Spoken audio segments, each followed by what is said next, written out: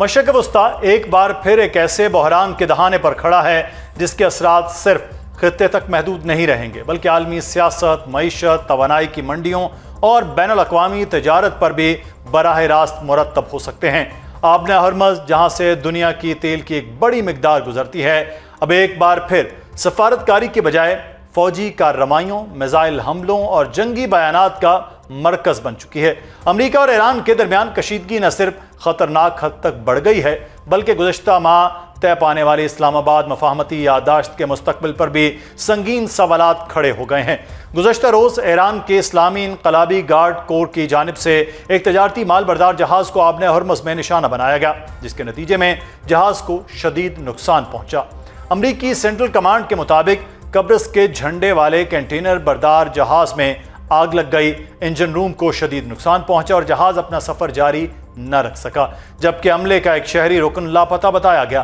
دوسری جانب ایران کا موقف ہے کہ اس نے پہلے کئی جہازوں کو متنبہ کیا تھا کہ وہ اس کے بقول ممنوعہ راستہ استعمال نہ کریں، اور جب نشانہ بنائے جانے والے جہاز نے اپنا راستہ تبدیل نہیں کیا تو اس پر فائر کیا گیا۔ اس واقعے کے بعد امریکہ نے بھرپور فوجی رد عمل دیتے ہوئے آبِ ہرمز کے قریب ایرانی اہداف پر حملوں کا نیا سلسلہ بھی شروع کر دیا۔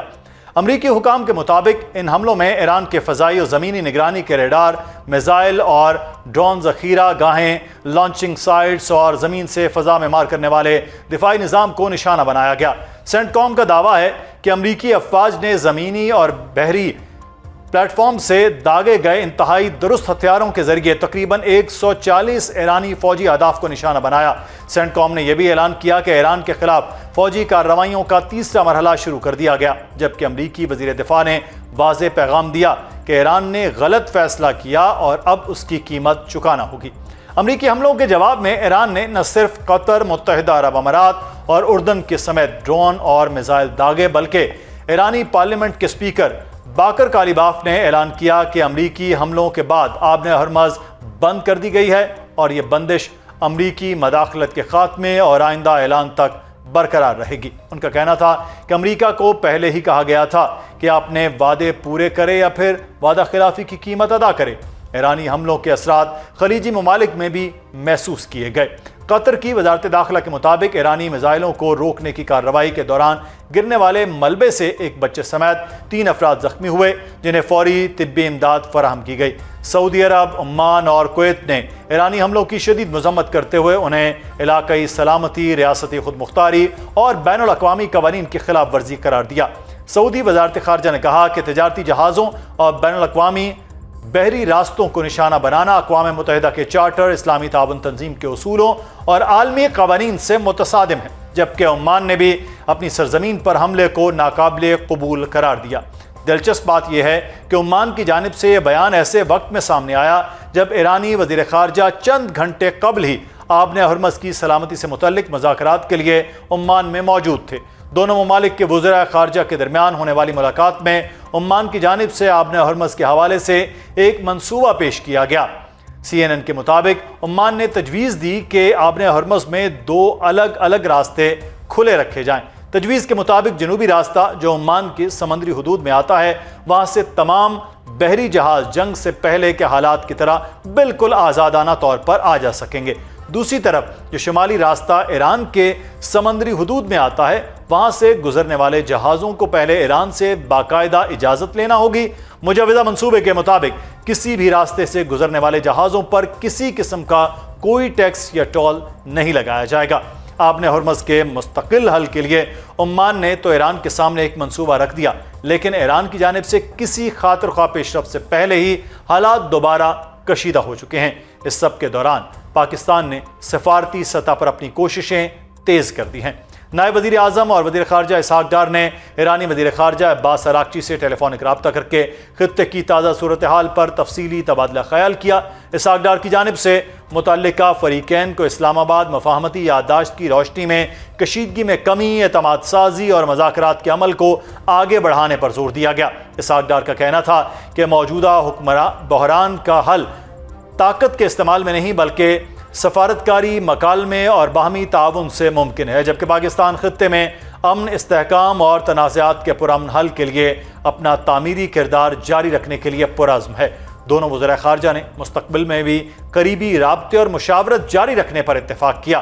اب دیکھنا یہ ہوگا کہ کیا سفارتکاری جنگ کی آگ کو ٹھنڈا کر پائے گی یا مشرق وسطیٰ ایک ایسے تصادم کی جانب بڑھ رہا ہے جس کے اثرات پوری دنیا محسوس کرے گی۔ کیا امریکہ اور ایران ایک براہ راست اور طویل فوجی تصادم کی طرف بڑھ رہے ہیں، اور کیا آبِ ہرمز کی بندش عالمی معیشت، توانائی کی فراہمی اور بین الاقوامی تجارت کو شدید بحران میں دھکیل دے گی؟ Anas Malik, bureau chief Asia One News ہمارے ساتھ موجود ہیں، اور ہمیں جوائن کیا ہے air commodore retired Khalid Chishti sahib نے، دفاعی تجزیہ کار ہیں۔ دونوں احباب کا شکریہ۔ انس، بتائیے گا اس وقت سچویشن جو ہے وہ ایران پر پھر سے حملے، اور ایران بھی جوابی حملے کر رہا ہے، دوسری جانب عمان اور ایران کے آبِ ہرمز کی بندش کے بعد ایک فریم ورک کے اوپر بھی بات ہو رہی ہے، ساتھ ہی ساتھ پاکستان کی ڈپلومیٹک جو ایفرٹ ہے وہ بھی دیکھنے میں آ رہی ہے۔ اپڈیٹس اس وقت کیا ہیں آپ کے پاس؟ دیکھیں، دو چار چیزیں ہیں۔ ایران کے اوپر جب حملہ ہوا تو ایران کی جانب سے جواب نہ دینا واز ناٹ ایکسپیکٹڈ کہ وہ جواب نہیں دے گا۔ ایران نے اسٹریٹ آف ہارموز کے اوپر جو جہازوں پر حملہ کیا وہ اس نے اپنا right to implement the M O U کے انڈر کیا، کیونکہ article 5 of M O U Islamabad memorandum of understanding ہے، وہ بڑے کلیئرلی واضح کرتا ہے کہ اسٹریٹ آف ہارموز کے ذریعے تمام تر شپنگ لائنس جو گزریں گی وہ ایران کے ساتھ کوآرڈینیشن کے ذریعے گزریں گی اور ایران کے کنسنٹ سے گزریں گی، اور ایران جب واٹر وے دے گا اسی چینل کے ذریعے گزریں گی۔ جو قطری جہاز تھا اور اس کے بعد جو انڈین جہاز تھا، یہ 3 جہازوں کے اوپر حملہ کیا گیا، وہ جہاز تھے جنہوں نے آئی آر جی سی اور ایران کے ساتھ کوآرڈینیشن نہیں کی تھی اور ایک نیو نارمل اسٹیبلش کرنے کی کوشش کی جا رہی تھی، یہ ایران کا کہنا ہے، جس کی بنیاد کے اوپر ان کو وارننگ شاٹس فائر کیے گئے تھے۔ یہاں یہ بھی کہنا ضروری ہے کہ کیونکہ آلریڈی ڈی مائننگ کا عمل ابھی چل رہا تھا اسٹریٹ آف ہرموز کے اندر، آبِ ہرموز کے اندر، تو اس لیے بھی جو چینل دیے گئے تھے وہیں سے جانا ضروری تھا۔ اب اس کے جواب میں امریکہ نے کل رات کو بھی 140 جگہوں کے اوپر مختلف نشانات پر بمباری کی ہے۔ ابھی بھی ہم دوبارہ ایران سے ایکسپیکٹ کر رہے ہیں کہ ایران جو ہے ریٹیلیٹ کرے گا۔ ود دیٹ، کل گزشتہ شب جو ہے، گزشتہ روز سید عباس عراقچی نے عمان کا دورہ کیا، اور عمان کے اس میٹنگ کے اندر جو قطری ثالثین اور یہ کہا جا رہا ہے کہ پاکستانی ثالثین بھی شاید اس میں موجود تھے، قطر کی جانب سے یہ بات ایک جوائنٹ فریم ورک کی بات کی گئی کہ آبِ ہرمز کے کنٹرول کے لیے گویا عمان، قطر اور ایران، لیکن ایران نے اس کو ریجیکٹ کر دیا، کیونکہ ایران کا یہ کہنا ہے کہ یہ آبِ ہرمز جو ہے وہ عمان اور ایران کی ہے، وہ کنٹرول کرتی ہے، اور قطر کا اس میں کوئی رول نہیں ہے، اور قطر کا جو ثالث کا کردار ہے وہ صرف اور صرف ایک جسے کہتے ہیں اکنامک رول ہے، وہیں تک ہی اس کو اپنے آپ کو ثالثی کو محدود کر دینا چاہیے۔ اب جب میں آپ سے بات کر رہا ہوں تو ہم مزید اٹیکس ایکسپیکٹ کر رہے ہیں، لیکن پاکستان اس وقت جو اگر صرف اور صرف ایک ہی ثالث ہے پورے پروسیس کے اندر جو کہ نیوٹرل بھی ہے اور نان کانٹروورشل ہے، وہ ہے صرف اور صرف پاکستان، اور پاکستان کی جانب سے اس وقت بھی ایفرٹ چل رہے ہیں۔ ہم نے دیکھا کہ جمعرات کے دن جو ایرانی وزیر خارجہ ہیں سید عباس عراقچی اور پاکستان کے army chief field marshal Syed Asim Munir کا بھی رابطہ ہوا تھا، اور اس وقت بھی پاکستانی میڈیٹرز دونوں فریقین کو کسی نہ کسی طرح یہ چاہ رہے ہیں کہ ڈیفیوز کر کے جلد از جلد پاکستان کی ایفرٹس کتنی کارگر ہوتی ہیں یہ بھی بات